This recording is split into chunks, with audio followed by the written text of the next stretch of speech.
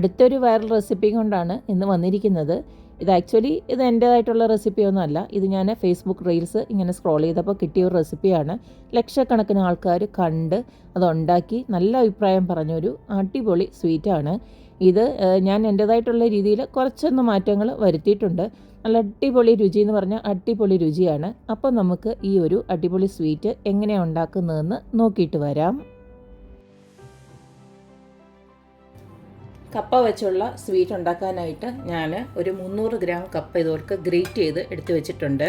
ഇനി ഇതിലേക്ക് നമുക്ക് ഒരു കപ്പോളം തേങ്ങ ഞാൻ തിരുമിയത് ഇതുപോലെ എടുത്ത് വെച്ചിട്ടുണ്ട്. പിന്നെ നിങ്ങളുടെ ആവശ്യാനുസരണം ശർക്കര ഇട്ട് കൊടുക്കുക. ഇതിലൊരു 3/4 കപ്പോളം ശർക്കരയും എടുത്ത് വെച്ചിട്ടുണ്ട്. പിന്നെ ഇതിലേക്ക് കുറച്ച് കശുവണ്ടി എടുത്ത് വെച്ചിട്ടുണ്ട്. ഇനി ഈ ഒരു കപ്പ നമ്മൾ ഈ ഒരു ബൗളിലോട്ട് ഇട്ട് കൊടുത്ത് ഞാനൊന്ന് കഴുകി എടുക്കുകയാണ്. കുറച്ച് വെള്ളം ഒഴിച്ച് കഴുകിയതിന് ശേഷം ഇതിനെ നമുക്കൊന്ന് വെള്ളം വാലാനായിട്ട് വെക്കണം. അതത്രയൊന്ന് ചെയ്തിട്ട് ഞാൻ വരാം. ഒരു 2-3 തവണ കഴുകണം. കാരണം അതിൻ്റെ ഒരു സ്റ്റാർച്ചൊക്കെ അങ്ങ് പോയി കിട്ടാൻ വേണ്ടിയിട്ടാണ് അങ്ങനെ ഒന്ന് ചെയ്യുന്നത്.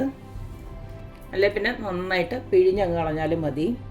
കപ്പ ഞാൻ 3 വെള്ളത്തിൽ ഞാൻ നന്നായിട്ട് കഴുകി പിഴിഞ്ഞ് എടുത്ത് വെച്ചിട്ടുണ്ട്. ഇനി നമുക്കിത് ഉണ്ടാക്കുന്നത് എങ്ങനെയാണെന്ന് നോക്കാം. നമ്മുടെ കപ്പ സ്വീറ്റ് ഉണ്ടാക്കാനായിട്ട് ഇതുപോലൊരു പാനടപ്പിലോട്ട് വെച്ച് കൊടുത്തിട്ടുണ്ട്. ഇനി ഇതിലേക്ക് കുറച്ച് നെയ്യ് ഒഴിച്ച് നമുക്ക് അണ്ടിപ്പരിപ്പൊക്കെ ഒന്ന് വറുത്തെടുക്കണം.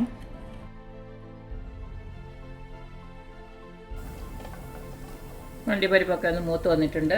ഇതിനെ നമുക്ക് കോരി മാറ്റാം. ഇനി ഈ സെയിം പാനിലോട്ട് തന്നെ നമ്മൾ ഗ്രേറ്റ് ചെയ്ത് വെച്ചിരിക്കുന്ന കപ്പ അങ്ങോട്ട് ഇട്ട് കൊടുക്കുകയാണ്. കപ്പ നമുക്ക് ഇതുപോലൊരു 5 മിനിറ്റ് ആ നെയ്ക്കകത്തിട്ട് ഇതുപോലൊന്ന് വെള്ളം ഒന്ന് വറ്റിച്ചെടുത്തതിന് ശേഷം ഇതിലേക്ക് നമ്മൾ കുറച്ച് പാൽ ഒഴിച്ച് കൊടുക്കുകയാണ്. അത് 1/2 ഗ്ലാസ് പാൽ. ഇതൊന്ന് ജസ്റ്റ് ഒന്ന് വേവിച്ചെടുക്കാൻ വേണ്ടിയിട്ട്. അപ്പോൾ നമ്മളിട്ട് കൊടുത്ത പാലൊക്കെ ഇതുപോലൊന്ന് വറ്റി വന്നിട്ടുണ്ട്. ഇനി നമുക്കിതിലേക്ക് ശർക്കര പൊടിച്ച് അങ്ങോട്ട് ഇട്ട് കൊടുക്കാം.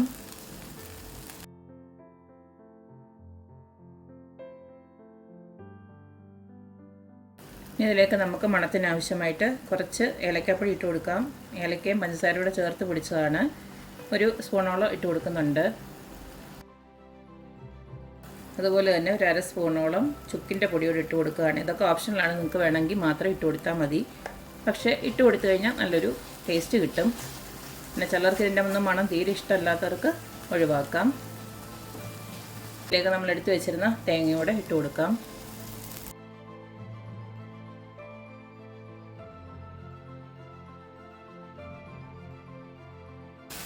ഇതിലേക്ക് നമ്മൾ നേരത്തെ വറുത്ത് വെച്ചിരിക്കുന്ന അണ്ടിപ്പരിപ്പ് കൂടെ അങ്ങോട്ട് ചേർത്ത് കൊടുക്കാം. നമ്മുടെ മധുരമൊക്കെ ഒന്ന് ബാലൻസ് ആക്കാൻ വേണ്ടിയിട്ട് ഒരു നുള്ളു ഉപ്പുകൂടി ചേർത്ത് കൊടുക്കണം. ഞാനത് മറന്നുപോയതാണ്. നേരത്തെ തന്നെ ഇട്ട് കൊടുത്താൽ ഇതിലൊന്ന് എല്ലായിടത്തും ഒന്ന് പിടിക്കും. ശർക്കര ഉരുകുമ്പോഴേ ഇതൊന്ന് ഇട്ട് കൊടുക്കാൻ നോക്കണം.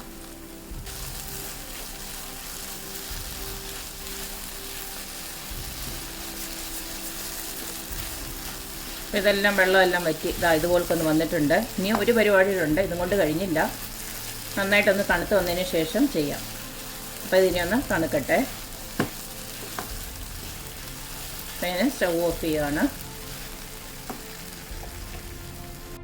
ഇപ്പം നമ്മുടെ ഈ ഒരു കപ്പയുടെ കൂട്ട് ഇവിടെ നല്ലതായിട്ട് തണുത്ത് വന്നിട്ടുണ്ട്. ഇനി നമുക്ക് കുറച്ച് ഇല വാട്ടിയത് വേണം. ഇല ഇതുപോലെ ഞാൻ ഒന്ന് വാട്ടി വെച്ചിട്ടുണ്ട്. ഇനി ഇതിൽ നിന്ന് കുറേശ്ശെ എടുത്തിട്ട് ഇതിനകത്തോട്ട് ഇങ്ങനെ പൊതിഞ്ഞ് കൊടുക്കണം.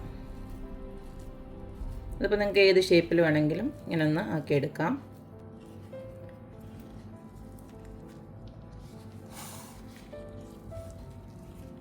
എന്നിട്ട് ജസ്റ്റ് ഇതൊന്ന് പൊതിഞ്ഞിങ്ങനെ കൊടുക്കാം.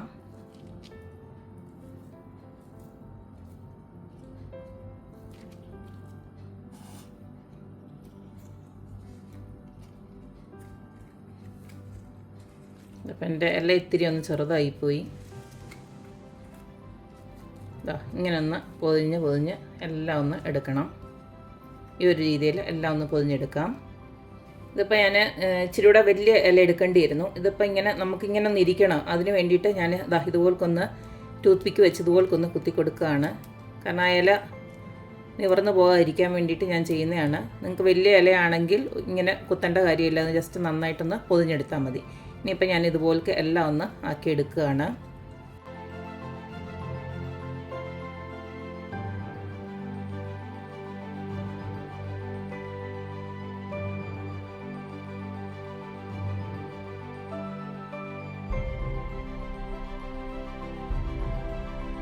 അപ്പോൾ ഉള്ള ഇല വെച്ചിട്ട് ഞാൻ ഇതുപോലൊക്കെ ഒന്ന് അഡ്ജസ്റ്റ് ചെയ്ത് എടുത്തു വെച്ച് കൊടുത്തിട്ടുണ്ട്. നിങ്ങൾക്ക് നാട്ടിലാണെങ്കിൽ ഇഷ്ടംപോലെ വാഴയില ഉണ്ടല്ലോ, അവൈലബിൾ ആണല്ലോ. അന്നേരം നല്ല രീതിയിലുള്ള വാഴയില എടുത്ത് നന്നായിട്ട് പൊതിഞ്ഞെടുക്കണം. അന്നേരം കാണാൻ തന്നെ ഒരു ഭംഗിയുണ്ട്.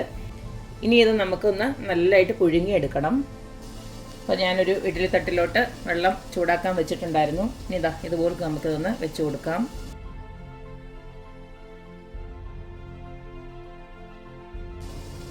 ഇനി നമുക്ക് അടച്ച് വെച്ച് ഒരു 15 തൊട്ട് 20 മിനിറ്റ് വരെ നന്നായിട്ടൊന്ന് വേവിച്ചെടുക്കണം. അപ്പം നമ്മുടെ ഈ ഒരു കപ്പ സ്വീറ്റ് വേവിക്കാൻ വെച്ചിട്ട് ഏകദേശം ഒരു 25 മിനിറ്റോളം ആയിട്ടുണ്ട്. അപ്പം നമുക്കത് ഇതുപോലൊന്ന് വെന്തോ ഇല്ലയോ ഒന്ന് നോക്കാം. കണ്ടില്ലേ, വെന്തിട്ടുണ്ട്. ഇതൊരു വെറൈറ്റി സ്വീറ്റാണ്. എല്ലാവരും ഒന്ന് ഉണ്ടാക്കി നോക്കുക. നമ്മൾ കപ്പ വെച്ച് കപ്പ വേവിച്ചതും കപ്പ പുഴുങ്ങിയതും ഒക്കെ അല്ലേ കഴിച്ചിട്ടുള്ളത്. അപ്പോൾ ഇതുപോലുള്ളൊരു മധുരമൊക്കെ എല്ലാവരും ഒന്ന് ട്രൈ ചെയ്ത് നോക്കുക, അഭിപ്രായങ്ങൾ അറിയിക്കുക.